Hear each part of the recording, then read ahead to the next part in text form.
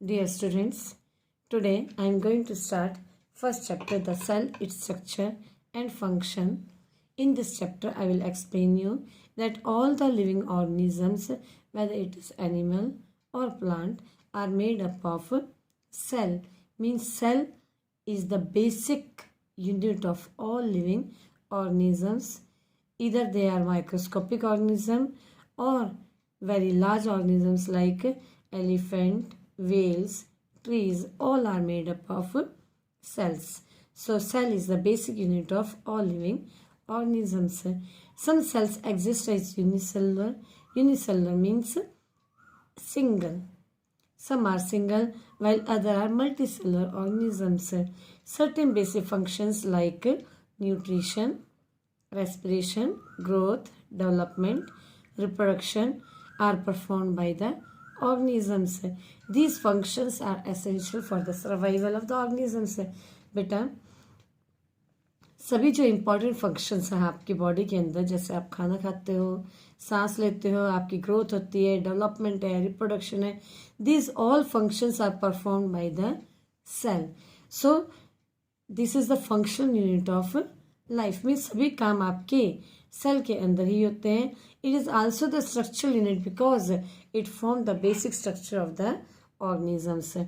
All these functions like nutrition, respiration are essential for the survival of the organisms. किसी भी organisms को survive करने के लिए, मीन्स जिंदा रहने के लिए, ये सभी basic functions जरूरी हैं जो कि सेल के अंदर परफॉर्म होते हैं.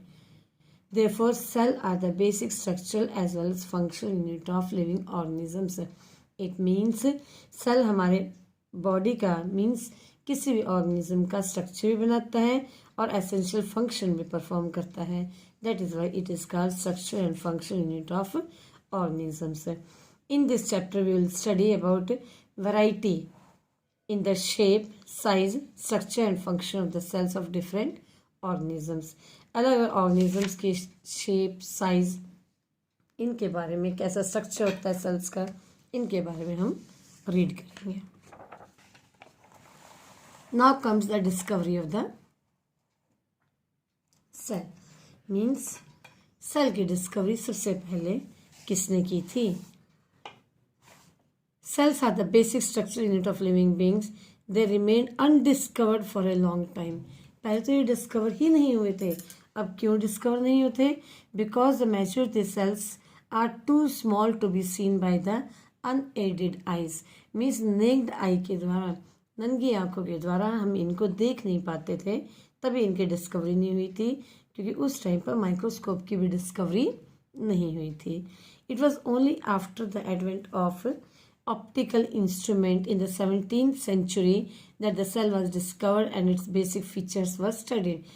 ये 17th century में जब ऑप्टिकल इंस्ट्रूमेंट जैसे माइक्रोस्कोप की डिस्कवरी हुई, उसी के बाद सेल की डिस्कवरी हुई. Robert Hooke was the first scientist who in 1665, Robert Hooke ने 1665 में सबसे पहले सेल को ऑब्जर्व किया. Thin slice of cork through his self design microscope. Means जो एक टुकड़ा लिया उसने किसका? कॉर्क का, जो कि बार्क ऑफ द ट्री से मिलता है. पेड़ के ऊपर का जो ब्राउन ब्राउन कलर का पार्ट होता है बेटा, जिसे हम बार्क ऑफ द ट्री कहते हैं, उसको उसने लेके माइक्रोस्कोप के अंदर देखा. और कौन से माइक्रोस्कोप में? सेल्फ डिजाइन माइक्रोस्कोप में. लेकिन सेल्फ डिजाइन मीन्स उसने अपने आप ही माइक्रोस्कोप बनाया है. He observe that they had honeycomb like structures. आप देख सकते हो इसमें ये हनी कॉम्ब की तरह स्ट्रक्चर है. ये तो उसने ये हनी कॉम्ब की तरह स्ट्रक्चर उसके अंदर ऑब्जर्व किए. ठीक है. He observed that they had a honeycomb-like structures consisting of little compartments. Compartments छोटे छोटे घर बने हुए उसके अंदर, छोटे छोटे रूम्स हैं. It was later explained that these compartments were actually dead cells. बाद में पता लगा कि ये क्या, ये dead है. Means bark of the tree जो है dead cells की बनी होती है, bounded by a cell wall, जिसके बाहर cell wall होती है. Now next, the cell. We now know that living organisms are made up of cells. अब हमें पता चल गया कि all the living organisms are made of cell. The cell have the same basic structure but they are different with respect to their number. अब cell के main जो है फंक्शन जो है मिलते जुलते हैं बेटा, इनका बेसिक स्ट्रक्चर तो सेम है। मेन स्ट्रक्चर इस चैप्टर में यही समझाया जाएगा आपको कि बेसिक स्ट्रक्चर के मेन पार्ट्स कौन कौन से हैं। Different respect to their number, shape, size in different organisms. अलग अलग ऑर्गेनिजम्स में इनका नंबर, शेप और साइज अलग अलग है। तो इसी के बारे में हम स्टडी करेंगे। Variation in cell number, cell means इसके count, cell number means counting, उसकी shape, size in living organisms में कैसे अलग अलग होती है और क्यों होती है, इसके बारे में बताया जाएगा। First is the cell number. An amoeba and an earthworm are of different size. आपको पता है अमीबा और अर्थवर्म दोनों का साइज अलग होता है। अर्थवर्म आपने देखा होगा बारिश के मौसम में केचुए टाइप के बड़े निकलते हैं, उसको बोलते हैं अमीबा। एक यूनिसेलुलर ऑर्गेनिज्म है, आप देख सकते हैं अपनी बुक के अंदर। इधर अमीबा ये आपका बना हुआ है, वाटर के अंदर प्रेजेंट होता है, पॉन्ड्स वगैरह के अंदर।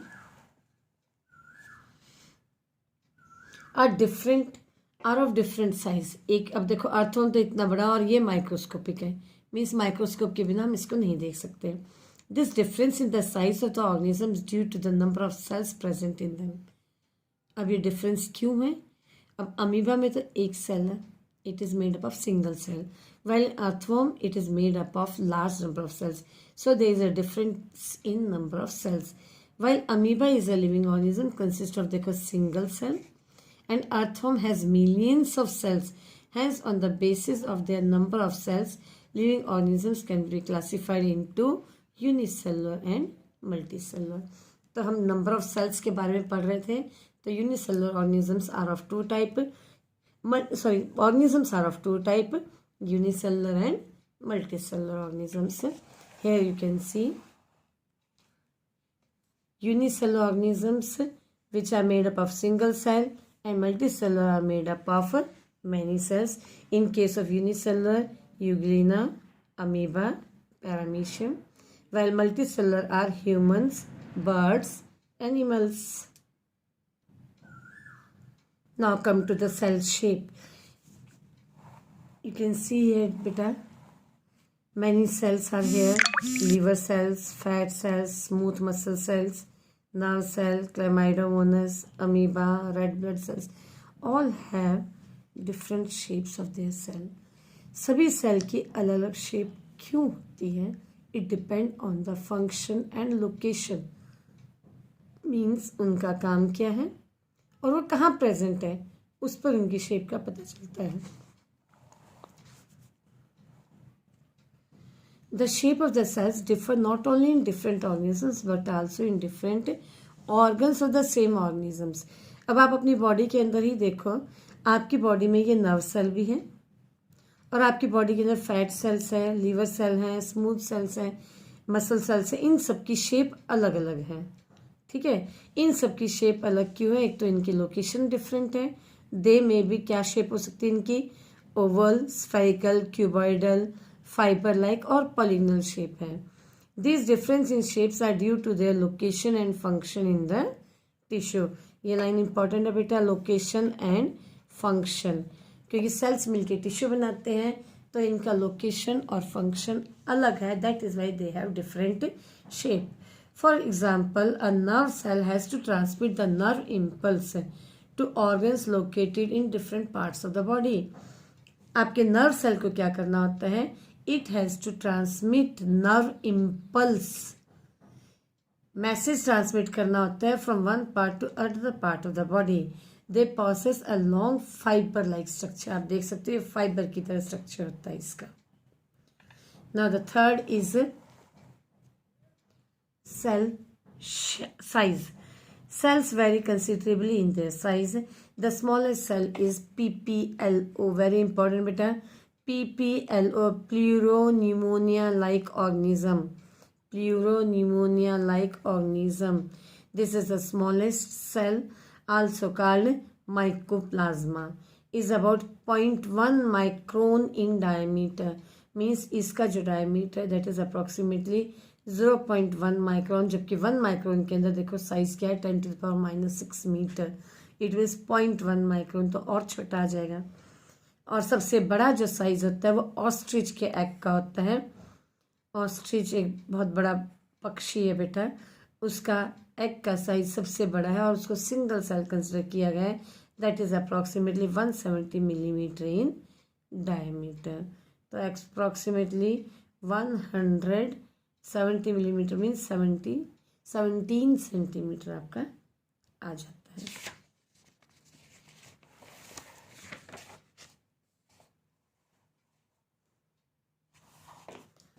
The hen's egg also represent a single cell. हम मुर्गी के अंडे को भी सिंगल सेल कहते हैं।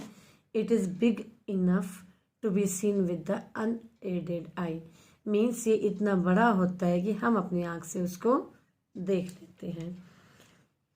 जेंटली ब्रेक इट्स शेल, आप बोलते हैं एक अंडा लो और उसके शेल को ब्रेक कर दो, बाहर जो कैल्शियम कार्बोनेट का शेल होता है। Transfer the content to the flat plate, you will observe 2 clear portion, आपको 2 क्लियर पोर्शन दिखेंगे, एक येलो, अंदर जो येलो है वो यॉक है और बाहर जेली लाइक फ्लूइड है जो कि ट्रांसपेरेंट होता है इधर वाला, इसे एल्ब्यूमिन कहते हैं। Albumin and yolk represent the reserve food material in the cytoplasm. ये दोनों ही जब कोई इंसान खाता है, इन दोनों को खाते हैं तो ये एक फूड मटेरियल स्टोर करके रखता है। Hen's egg is a single cell, it's different part have been labelled in the diagram given है। देखो ये बाहर अंदर वाली जो है ये होगी सेल मेम्ब्रेन, इसको यॉक, ये बाहर का पोर्शन एल्ब्यूमिन, ये इसकी आउटर शेल आ जाती है कैल्शियम कार्बोनेट की बनी हुई, इधर एयर सैक होता है, इधर छोटे छोटे होल होते हैं बेटा जहाँ से ऑक्सीजन एंटर करती है, जिससे कि जब मुर्गी इसके ऊपर बैठती है तो अंदर जो मुर्गी का बच्चा बनता है इसके अंदर उसको ऑक्सीजन मिल सके प्रॉपर टेम्परेचर पर। The approximate size of some of the plant and animals are given in the table. इधर सबके साइज दिए हुए हैं, आप गो थ्रू हो जाना इनके, तो अप्रॉक्सीमेटली साइज इनके आपको सेल्स के मिल जाएंगे। Now here is an activity 2, it is to be performed in the laboratory. आपको इसमें क्या करना है, एक टूथपिक लेनी है और अंदर के पोर्शन आपके चीक, अच्छा ये है क्या, पहले तो animal cell make attempt to observe the animal cells, make a temporary amount of the cheek cells. Activity में आपको क्या बताया जाएगा इन 3 एक्टिविटीज़ के अंदर कि प्लांट सेल और एनिमल सेल में क्या डिफरेंस है, इसको बताने के लिए हमने चीक सेल लिया है। आपके गाल के अंदर का एक सेल लेना है, उसको माइक्रोस्कोप में देखना और कैसे दिखाई देगा। उसके बाद आपने प्लांट सेल लेना है जिसमें अनियन पील लेंगे और उसके बाद फिर से हम ब्लड सेल का माइक्रोस्कोपिक व्यू दिखाएंगे आपको। तो चीक सेल के लिए आपको क्या करना होता है, टूथपिक लेनी होती है, क्लीन टूथपिक लेनी होती है और अपने चीक्स के इनसाइड पार्ट से थोड़ा सा स्किन का पोर्शन रिमूव करना होता है। उस मटेरियल को आपको टूथपिक से लेके rub it on the clean glass slide, glass slide doctor के पास होती है जैसे मैं लेबोरेटरी में होती बेटे, उसके ऊपर रखना है। Put A drop of methylene blue on it, उसके ऊपर स्टेन करो for a minute. Methylene blue से क्या होगा, इसका ब्लू कलर आ जाता है, वो इसलिए डालते हैं जिससे कि आपका न्यूक्लियस और आउटर मेम्ब्रेन क्लियरली विजिबल हो जाए। पुट अ कवर स्लिप, इसके ऊपर आप कवर स्लिप डालोगे। इसके रखने के बाद you will observe polygonal isolated cells और cells in cluster. Polygonal means जिसकी कोई शेप नहीं होती, बहुत सारे कॉर्नर्स होते हैं उसके, अकेले अकेले सेल्स दिखेंगे या वो आपको क्लस्टर्स में दिखाई देंगे। Observe the darkly stain nucleus in each cell, हर सेल में आपको डार्क कलर का न्यूक्लियस नजर आएगा।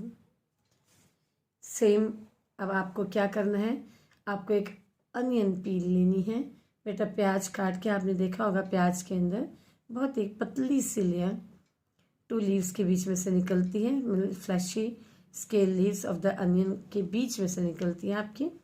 उसको लेके आपको स्लाइड पे रखना है, ड्रॉप ऑफ वाटर डालना है, उसके बाद उसके ऊपर एक स्टेन डालनी है, उसको हम सैफ्रनिन कहते हैं। इधर मिथाइलिन ब्लू थी आपकी ऊपर वाले में, जिसका ब्लू कलर था, इसका रेड है। कुछ देर के लिए उसको छोड़ दो so that nucleus can be easily differentiated and observe it under the microscope. When we observe it under the microscope, we observe the nucleus on one side of the cell. आपको nucleus जो है ना एक side में दिखाई देगा सभी के सेल में, because of the large vacuole, क्योंकि इसके अंदर वैक्यूल का साइज बड़ा होता है, इसलिए इसमें न्यूक्लियस साइड में शिफ्ट हो जाता है और स्टेन करने से न्यूक्लियस क्लियरली विजिबल हो जाता है. नाउ रेड ब्लड सेल्स के लिए you see different types of cells present in the blood. Request your teacher to prepare slide of human blood. इसमें क्या होता है, हमें स्लाइड के ऊपर आप बच्चों को एक ब्लड की ड्रॉप रख के स्लाइड के ऊपर रख के और उसको दिखाना होता है आप लोगों को माइक्रोस्कोप के अंदर, ठीक है. एंड देयर डिस्क शेप, ये रेड ब्लड सेल्स इनके डिस्क शेप है. You can also observe few amoeboid like white blood cells. इसमें वाइट ब्लड सेल्स भी आपको दिखाई देंगे जो अमीबॉइड शेप में है. ये इंपॉर्टेंट है बेटा लाइन. वो कौन से सेल्स है जो अमीबॉइड लाइक है. अमीबॉइड मीन्स जिसकी शेप इरेगुलर होती है. ये इरेगुलर शेप के अमीबॉइड सेल्स कौन से होते हैं, वाइट ब्लड सेल जिसकी कोई शेप नहीं होती. तो इसलिए वाइट ब्लड सेल्स को हम अमीबॉइड लाइक कह देते हैं क्योंकि इसकी इरेगुलर शेप होती है.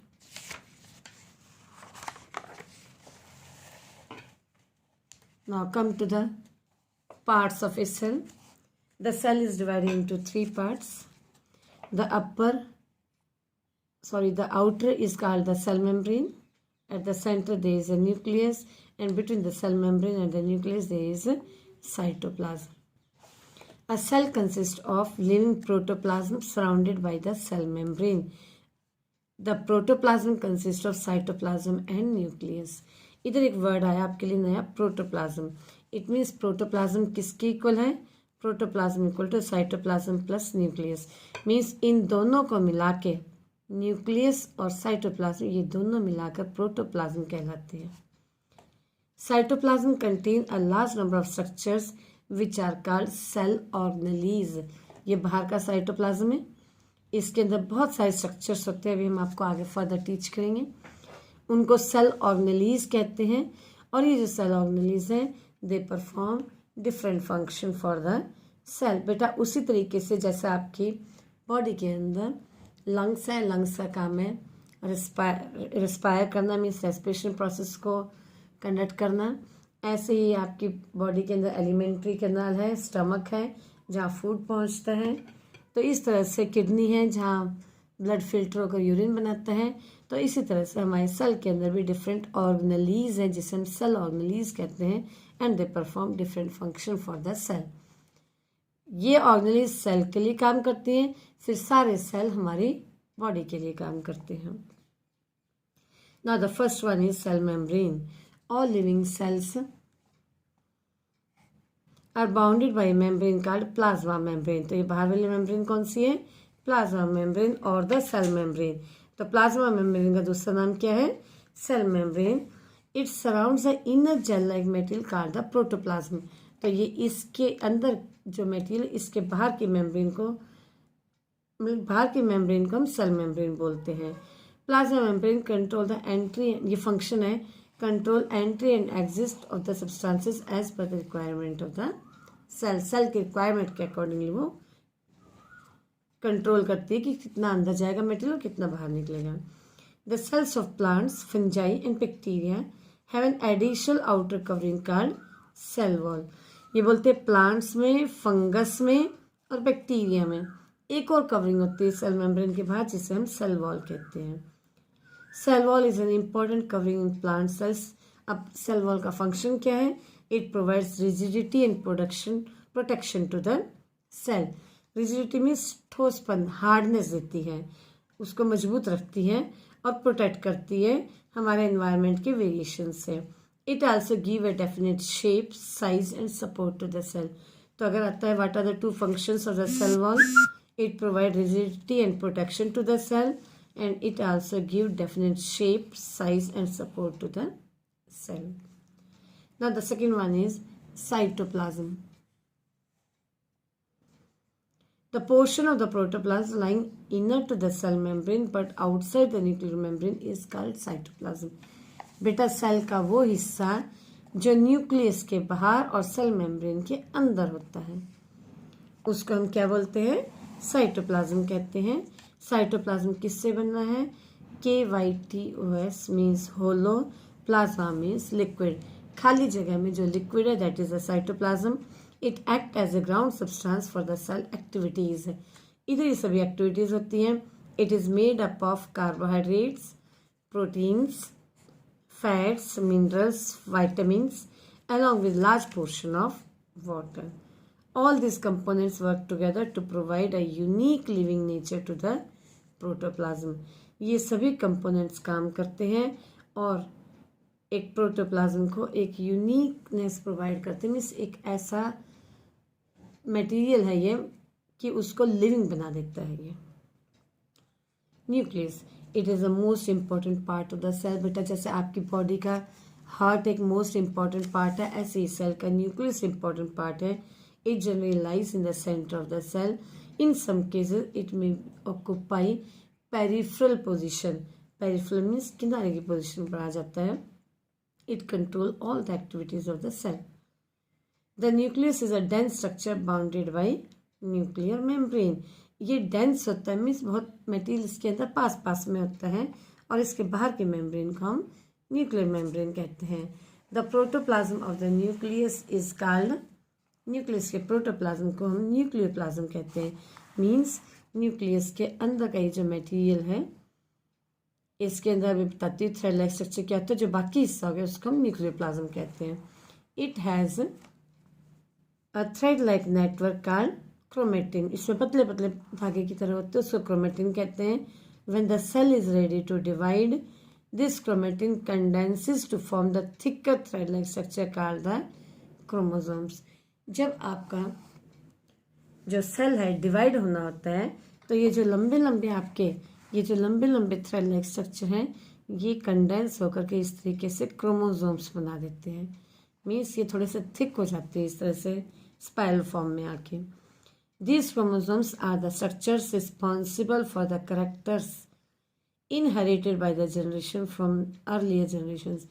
यही responsible है, only these chromosomes are responsible to carry the characters from one generation to next in the form of genes.